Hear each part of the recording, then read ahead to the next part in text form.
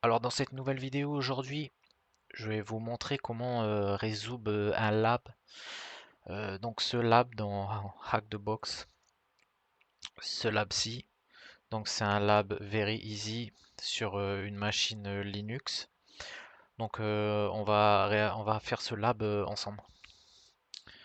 Donc dans un premier temps, comme à chaque fois, je vais récupérer l'adresse IP et on va commencer à faire de l'énumération. Donc pour faire de l'énumération, on va utiliser comme d'habitude nmap. Donc on va faire un -sv, -sc et on va aussi faire un -o. On va coller l'adresse IP et c'est parti. Donc on va chercher un peu les services qui tournent sur cette machine. Donc c'est une machine Linux, donc normalement on devrait avoir par exemple du SSH. Donc on va laisser le scan se faire et voir un peu ce qui nous affiche. Ok. Donc là, comme vous pouvez voir, on a donc le scan qui s'est terminé. Donc on va regarder ensemble qu'est-ce qui tourne sur cette machine.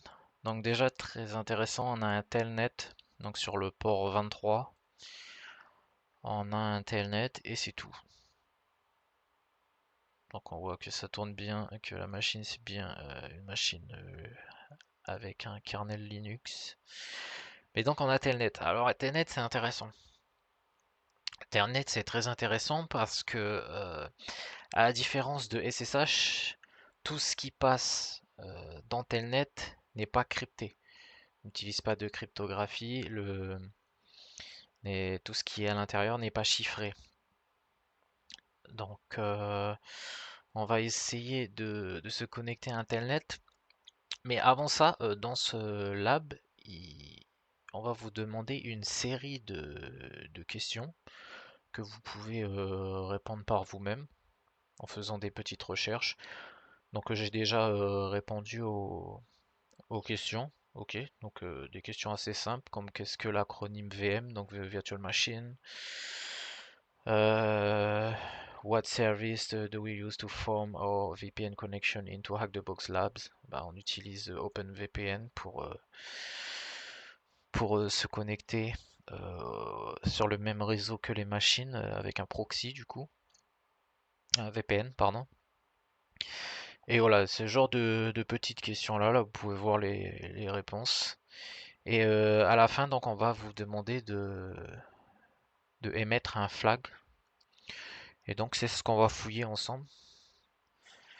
Et pour ça, ben, on va essayer tout simplement déjà, dans un premier temps, de se connecter à Telnet sans fournir spécifiquement des credentials. Donc pour ça, on va récupérer l'adresse IP. Alors Telnet n'existe quasiment plus, je crois, hein, sur les services. On garde uniquement ces vieux protocoles, c'est pour la compatibilité avec les autres machines. Et le port, du coup, le port 23, alors je sais plus. Alors est-ce que ça va fonctionner comme ça?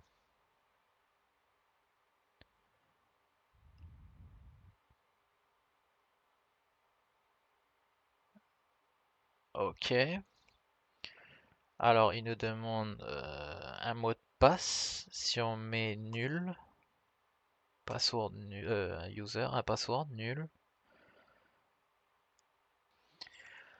Alors, donc, dans ce lab, on a bien vu que si on essayait de se connecter via Telnet, il nous demandait un mot de passe. Donc, j'ai essayé de rentrer un mot de passe nul qui n'a pas fonctionné. Donc, il y aurait eu d'autres solutions. Mais là, après avoir testé quelques mots de passe assez simples, j'ai pu me connecter donc au serveur via Telnet.